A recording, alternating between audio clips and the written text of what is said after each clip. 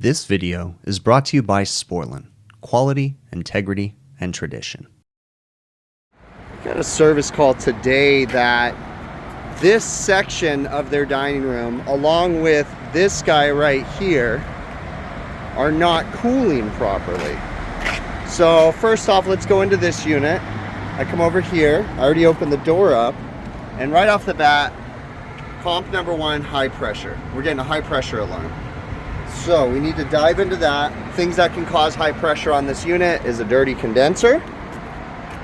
I can see light through it. So I don't think it's gonna be a dirty condenser. Could be a condenser fan motor issue. Condenser fan motor could be bad, a wiring issue. Hard to say. Compressor's not running. Overcharge, you know, all that good stuff. Let's open up the indoor blower section. Indoor blower's moving. Let's look at the filters.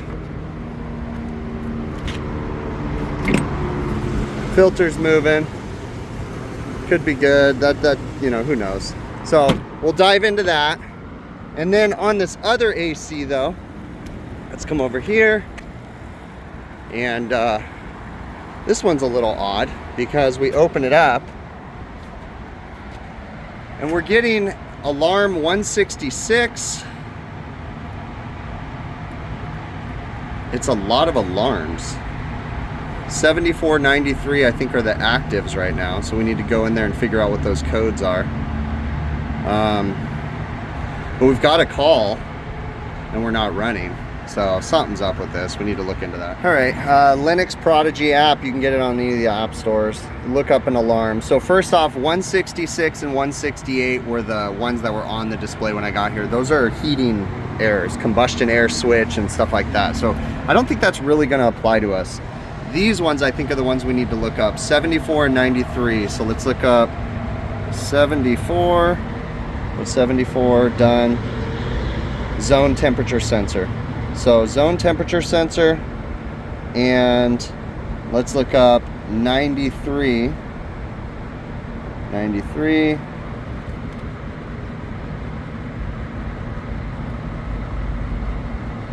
Zone temperature sensor backup. All right, zone temperature sensors shouldn't shut down the unit unless we have the unit controlling the temperatures. And actually at this restaurant, some of these we do because they were having issues with the thermostat. So let's go through the programming. I can't remember if I could figure this out. Setup.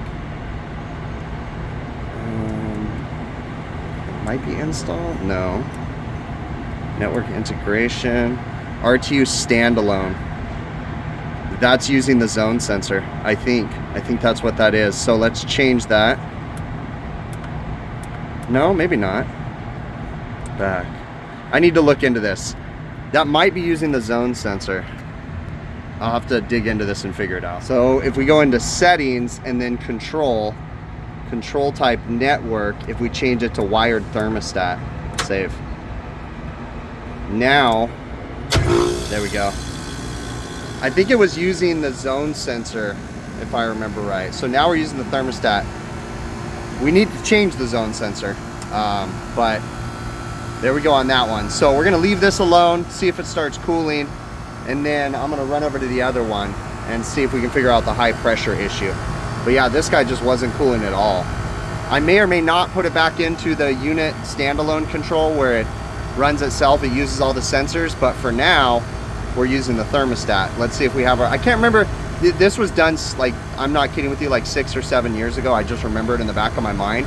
I can't remember if the customers kept playing with it or the employees kept playing with the thermostat, or if we were having thermostat issues, like communicate, I don't know. But regardless, this guy's using the thermostat now, it's running and cooling. Let's go to the other one. This is the other AC. I backed all the way out, okay? So we can see our temps in the building. And we have active codes 13 and 91. 13 is compressor lockout due to high pressure. And then 91, Prodigy 2.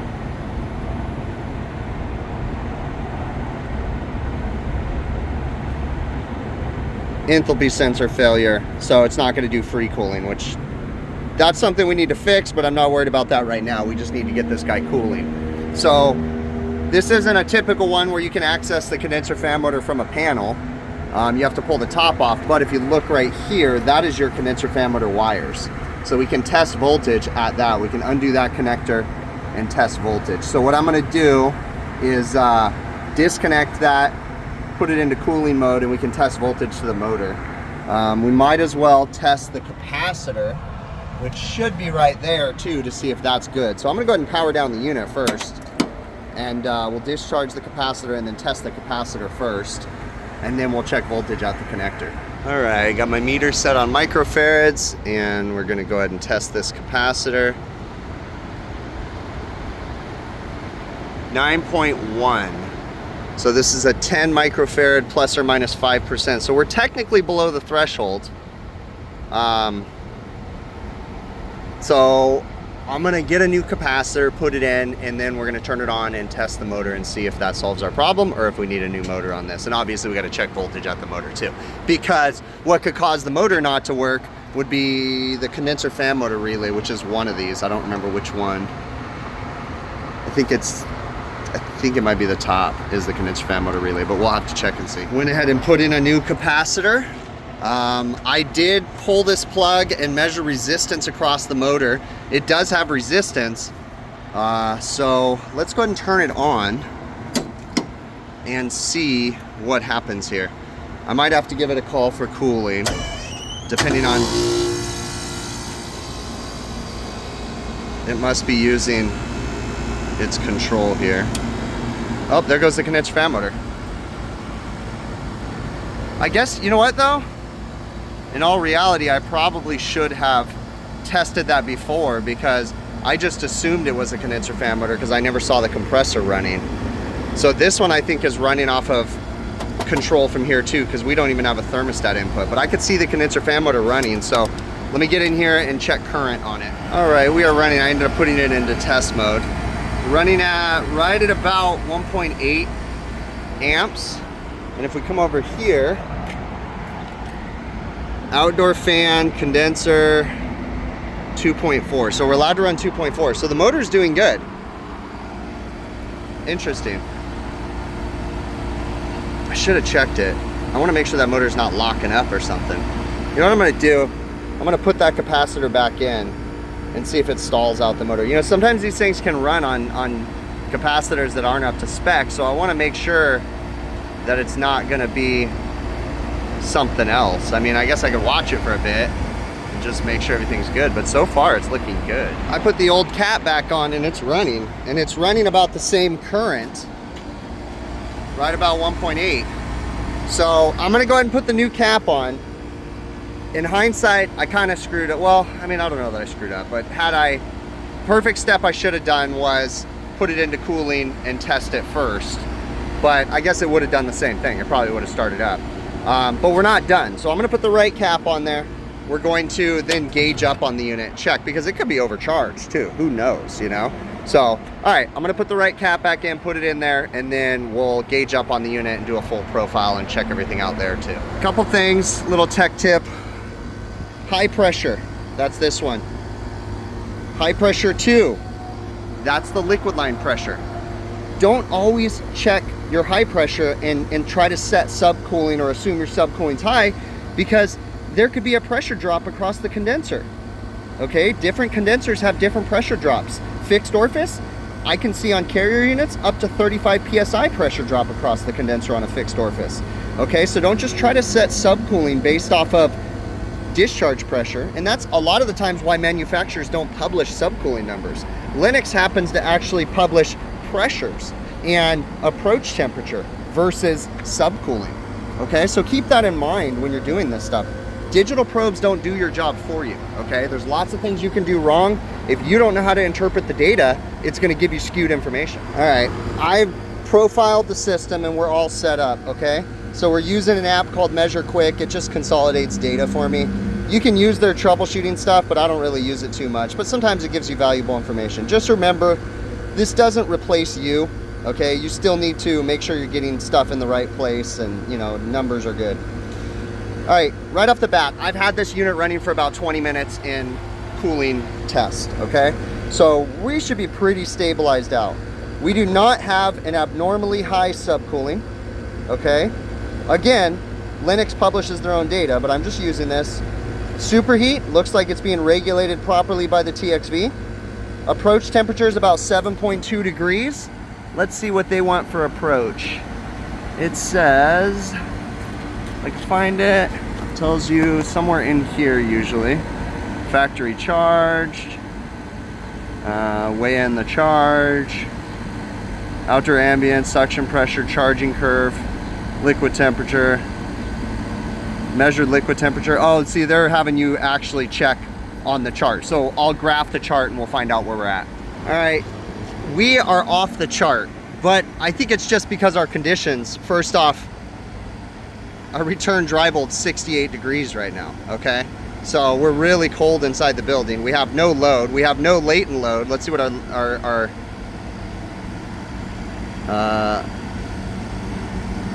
let's see what our indoor, look at our wet bulb, 56. I mean, we have a little bit, but nothing bad. But if we look right here, we're off the chart, but it doesn't look like it's bad. That dot and that dot, my suction pressure is off the chart. We're 104. I don't think there's a problem with that. I really don't. I mean, our pressures aren't horrible. 104, 307. For outdoor air, we're about 80. We're between 119 and 121. I mean, we're a little low on the suction pressure, but I'm not worried about it, okay? So when we look at Measure Quick, again, but subcooling is skewed, remember, okay? Because that's the discharge pressure. So let's change it to Toolbox. But again, nothing's screaming crazy to me, okay? So if we go in here, Toolbox, and I go to Probe Manager, and I make this high pressure 1, our true subcooling is about 3 degrees. We're definitely not overcharged, it doesn't seem like, okay? So I'm leaning towards that capacitor being our problem. We've been running for a while. We're still at 1.73. I mean, it's not bad. I don't hear any squeaking from the motor. It might have slightly gone up, but I'm gonna let it run a little bit longer, see if that current draw goes up at all, but it's not that bad. As it warms up too, the voltage here is gonna drop. We have notoriously low voltage, so let's go over here and check to see what our voltage is. 200 volts. As the day goes on, the voltage is going to drop. This is a 208 three-phase system, so I'm leaning towards the capacitor being the problem. As the voltage dropped, the capacitor being out of spec caused the motor to run into issues, and I think that the motor stopped working and overheated is what I think happened. I could watch this thing all day, or I could just run it. We don't have a dirty condenser, the belt's tight, the filters are relatively clean.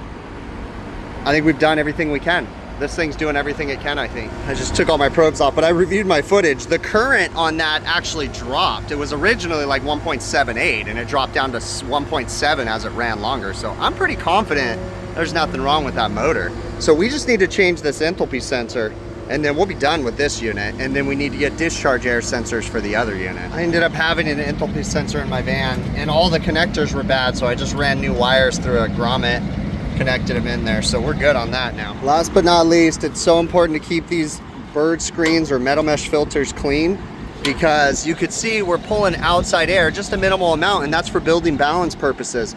If these are plugged up, the building's going to be negative and it's going to be drawing air in through the front doors of the building rather than through the unit where it can kind of pre-cool it, condition it through the regular filters, you know. So they'll have a fighting chance if they're actually pulling in the outside air in through here, okay? So clean these things. That's it on this one. We're gonna give the customer the keys, tell them to keep an eye on it. We're good to go. I've already ordered the discharge air sensor for the other unit and we'll come back on that one. I'm exhausted. This summer's been rough. It's just been, whew, man, one thing after another. Just been getting hit with problem after problem. It's not even really, like, there's been work problems, but just life problems and everything. It's just been overwhelming. If I look exhausted, it's because I am. All right. So, you know, first off, I know my locations really well, right? So I remember things. I happen to remember that that AC was in like standalone mode is what I call it. I don't know what they call it actually with Linux, but where it can run itself using the sensors. Now, something a little odd on the one that had the sensor issue where it was in standalone mode and I changed it to thermostat mode. I said discharge air sensor. It wasn't really a discharge air sensor. It was a zone sensor. Okay, but what was interesting was it was giving an error that the zone sensor had failed, but there was no zone sensor hooked up to the zone sensor terminals that it told you to. It was actually using the return air sensor in the unit. Okay, and that's the sensor that we actually went ahead and replaced, but I went ahead and still left it in thermostat mode. Okay, so it's being controlled by the thermostat. We're going to give it an opportunity. If we have more problems with it again, like we did in the past, then we'll change it back over to the mode where the unit itself controls everything. So let's go to the one that had the high pressure code. In that situation, everything checked out. You know, we ran a measure quick report. We looked at all the vitals. It didn't look overcharged. Nothing looked funky with that. The condenser fan motor checked out other than the capacitor, okay? But it wasn't overamping with the bad capacitor. It wasn't overamping with the good capacitor. The only thing that I didn't really dig into was the condenser fan motor relay, but everything seemed to check out on that unit. But still, we did our due diligence. We went through it, and we looked at everything. Was it overamping? Was it locking up? Couldn't find out. Excuse me. Oh, let me know in the comments if I made you yawn because I'm exhausted. But I did my best. I went through the unit. I didn't find a reason other than the capacitor was a little bit out of spec. That's the only thing. So sometimes, you know, it's not always going to slap you in the face and say, boom, this motor's locked up. This is the problem. Sometimes, you know, you have to make kind of an educated guess, right? So I'm looking through there. I'm testing the vitals. We find that the run capacitor for the condenser fan motor was a little bit out of spec. Let's go ahead and change that, eliminate that question. And then we just got to wait and see. Let's see if we have any more issues with it. If we do, who knows? Maybe the condenser fan motor is locking up. But the only vitals that we have is our senses, right? I didn't hear the bearings squeaking. I didn't see that the fan motor was prematurely stopping when you like turned it off and spun it, okay? You know, it wasn't overamping. So there's not much more we could do besides change that capacitor. So we did that. The customer has not complained since, but also I always cover my butt when it comes to those repairs. I tell the customer, hey, this unit had a high pressure safety. High pressure safeties can be caused by, you know, these 4 main things. All of them checked out right now, other than the capacitor was a little low on spec, but I don't know if that's the only problem. So I told him, I said, you know, there may be something going on, but I can't stay here all day long and just watch this unit turn on and off. So you're going to have to keep an eye on it and let me know. That way, if I do get a call back out there, it's not a callback per se. I did everything within my power to make sure that the unit was working other than just start changing parts.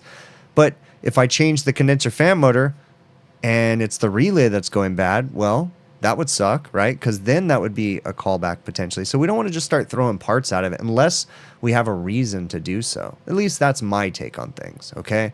So we got them up and running. Everything was good. Told him to keep an eye on it. That's pretty much it, okay? I really appreciate you making it to the end of the video. Let me know what you would have done in that situation. What do you think about what I did? Do you think that it's more than just the capacitor? Do you think that, you know, I missed something? I'm always looking for feedback. Leave me a comment. Let me know down in the YouTube comments. I really appreciate you making it to the end of the video. If you haven't already, please consider checking out my website, hvacrvideos.com. It's a great way to help support the channel. We have merchandise available on the website, stickers, hats, beanies, sweatshirts, t-shirts, all that good stuff on there. Again, hvacrvideos.com. There's a couple other ways to help support the channel. The easiest way to do so is just watch the videos from beginning to end. That really is the easiest way. You can support the channel via PayPal, Patreon, or YouTube channel memberships. There's links in the show notes of the YouTube video with different ways, you know, with all those different links, you can choose to support via that way. Last but not least, you can go to TrueTechTools.com. If you see any of the tools that I use in my videos or you want to purchase any new tools for yourself, I highly suggest you check out TrueTechTools.com. And if you find anything you like, I have an affiliate code, big picture, one word. If you put that in at checkout, On majority of the items on their website, you'll get an 8% discount, and then I get a small commission from that. So it's another great way to help support the channel. Again, thank you so very much. I really do appreciate you, and we will catch you on the next one.